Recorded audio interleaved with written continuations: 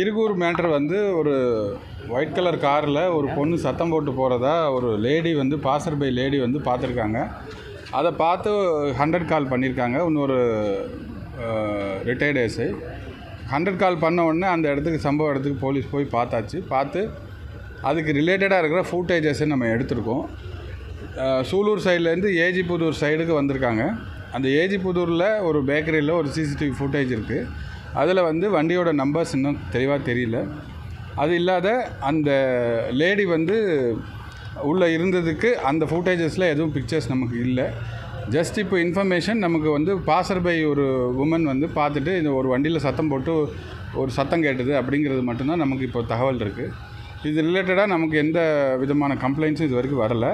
But இருந்தால் கூட பின்னாடி இருக்க சிசிடிவிஸ் முன்னாடி இருக்க சிசிடிவிஸை இப்போ தொடர்ந்து பார்த்துட்ருக்கோம். அந்த வண்டி நம்பர் இன்னும் ஐடென்டிஃபை ஆகலை. ஐடென்டிஃபை பண்ண உடனே we will brief what has happen. கல்லூரி மாணவி வன்கொடுமை நடத்துல போலீஸார் முடிஞ்சது. ப்ளீஸ். தேங்க்யூ.